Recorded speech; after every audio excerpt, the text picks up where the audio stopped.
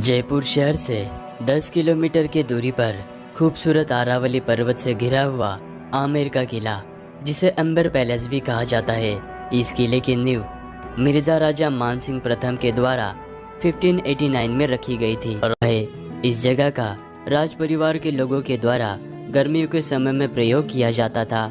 और इस सुख मंदिर को सफ़ेद संगमरमर और नीले नक्काशीदार मुगल आर्किटेक्चर स्टाइल में बनवाया गया है। यहाँ पर आपको ये मार्बल से बना हुआ जालीदार झरना नजर आएगा और इस झरने के ऊपर पानी का टाका बना हुआ है और जब इस झरने से पानी बहता है तो मधुर आवाज़ आती है और साथ ही में बहुत ही ठंडी हवाएं भी चलती है। तो गर्मी के समय में रानियाँ इस जगह पर झूला लगाकर इस ब्यूटीफुल गार्डन को देखते हुए झूला झूला करती। इस जगह का राज परिवार के लोगों के द्वारा गर्मियों के समय में प्रयोग किया जाता था और इस सुख मंदिर को सफ़ेद संगमरमर और नीले नक्काशीदार मुगल आर्किटेक्चर स्टाइल में बनवाया गया है। यहाँ पर आपको ये मार्बल से बना हुआ जालीदार झरना नजर आएगा और इस झरने के ऊपर पानी का टाका बना हुआ है और जब इस झरने से पानी बहता है तो मधुर आवाज़ आती है और साथ ही में बहुत ही ठंडी हवाएं भी चलती है। तो गर्मी के समय में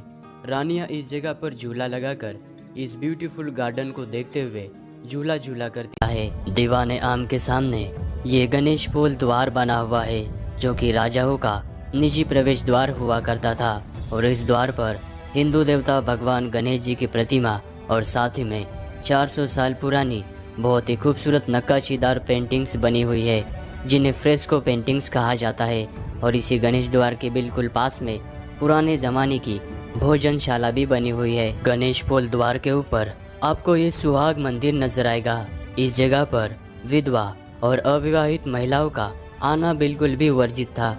जब राजा युद्ध भूमि में युद्ध लड़ने के लिए जाते थे तब राजाओं के रानियां इसी जगह पर बैठकर राजा की युद्ध भूमि में जीतने की दीप प्रज्वलित करके मनोकामना किया करती थी। और जब राजा युद्ध भूमि में विजय हासिल करके वापस महल में आते थे तो इसी सुहाग मंदिर में बने हुए इस छोटे से खिड़की से रानियां राजाओं पर फूल बरसाकर उनका पुनः स्वागत किया करती थी। दीवाने 27 कचेरी यानी कि उस जमाने का रिकॉर्ड रूम। महाराजा के अधीन उस जमाने में 27 जहागीर यानी कि 27 राजवाड़े हुआ करते थे और उन 27 राजवाड़ों का लेखा जोखा इसी जगह पर किया जाता था। इस जगह पर अलग अलग 27 खाने बने हुई है और इन खानों में राजा के मंत्री बैठकर उन 27 राजवाड़ों का अकाउंट यानी कि हिसाब किताब इसी जगह पर किया करते थे। इसीलिए इस जगह को 27 कचेरी कहा जाता है। आमेर किले के अंदर राज परिवार के लोग रहा करते थे और इस किले की सुरक्षा के लिए 12 किलोमीटर दीवार के साथ में ही जयगढ़ किले का भी निर्माण किया गया था।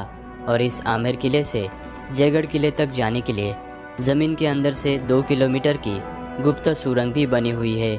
वो सुरंग भी आपको मैं इस वीडियो में दिखाने वाला हूँ। और आमेर किले की सुरक्षा के लिए जयगढ़ किले के ऊपर दुनिया की सबसे बड़ी जयवान तोप भी बनाई गई थी। इस तोप का वजन 250 टन है और इस तोप को मात्र एक ही बार चलाया गया था और जिन सैनिकों ने इस तोप को चलाया था उनके कान के पर्दे फट चुके थे। आमेर किले को देखे बगैर जयपुर की यात्रा आपकी अधूरी रह सकती है, क्योंकि आमेर किले के अंदर दुनिया का सबसे बड़ा और खूबसूरत शीश महल बना हुआ है, जहाँ पर राजा दिन में मशाल जलाकर अपने रानी को चांद और सितारे दिखाया करते। आमेर किले के अंदर आते ही इस किले के 4 कोर्टयार्ड में से आप सबसे पहले कोर्टयार्ड यानी कि पहले आंगन में पहुंच जाते हो, जिसे जलेब चौक भी कहा जाता था।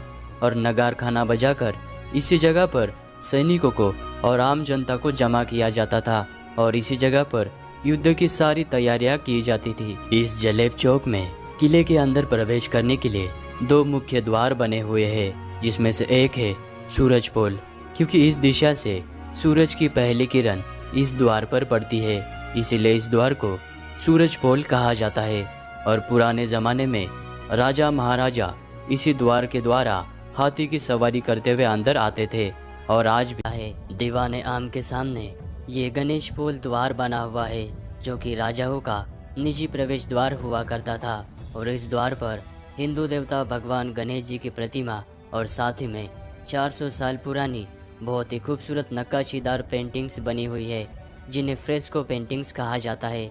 और इसी गणेश द्वार के बिल्कुल पास में पुराने ज़माने की भोजनशाला भी बनी हुई है। गणेश पोल द्वार के ऊपर आपको ये सुहाग मंदिर नजर आएगा। इस जगह पर विधवा और अविवाहित महिलाओं का आना बिल्कुल भी वर्जित था। जब राजा युद्ध भूमि में युद्ध लड़ने के लिए जाते थे, तब राजाओं के रानियां इसी जगह पर बैठकर राजा की युद्ध भूमि में जीतने की दीप प्रज्वलित करके मनोकामना किया करती थी। और जब राजा युद्ध भूमि में विजय हासिल करके वापस महल में आते थे, तो इसी सुहाग मंदिर में बने हुए इस छोटे से खिड़की से रानियां राजाओं पर फूल बरसाकर उनका पुनः स्वागत किया करती थी। दीवाने दूसरे द्वार का नाम है चांद पोल यानी कि मून गेट, क्योंकि चंद्रमा इसी दिशा से निकलता है, इसीलिए इस द्वार को चांद पोल कहा जाता है। और ये द्वार आम जनता के आने जाने के लिए था। यहाँ पर आपको ये वाला प्रवेश द्वार नजर आएगा और इसका नाम है लायन गेट यानी कि सिंह पोल। और इस द्वार पर 400 साल पुरानी फ्रेस्को पेंटिंग्स नजर आती है, जो कि आज भी वैसी की वैसी है। और इसी लायन गेट से प्रवेश करते हुए हम इस किले के दूसरे कोठयार्ड यानी कि दूसरे आंगन में पहुंच जाते हैं। अंदर की तरफ आते ही संगमरमर और लाल बलुआ पत्थर से बनी हुई ये 48 स्तंभ की दीवाने आम की इमारत आपको नजर आती है। दीवाने आम यानी कि उस जमाने का कोर्ट रूम। इस जगह पर सामान्य जनता दरबार भरा करता था। इस इमारत के बीच में राजा और उनके मंत्री बैठा करते थे और इमारत के बाहर सामान्य जनता, गांव और जनता के सारे प्रश्न का उलझन राजा इसी जगह पर सुलझाया करते थे। यहाँ पर हमाम तुर्किश बाथ यानी कि स्नान घर भी बना हुआ है और इसी बात में राजा मानसिंह जी अपने रानियों के संग स्नान किया करते थे। इस जगह पर अगर आप सभी को ये मेरा व्लॉग पसंद आया तो वीडियो को लाइक करना, चैनल को सब्सक्राइब करना। मिलते हैं आपको जयपुर के नेक्स्ट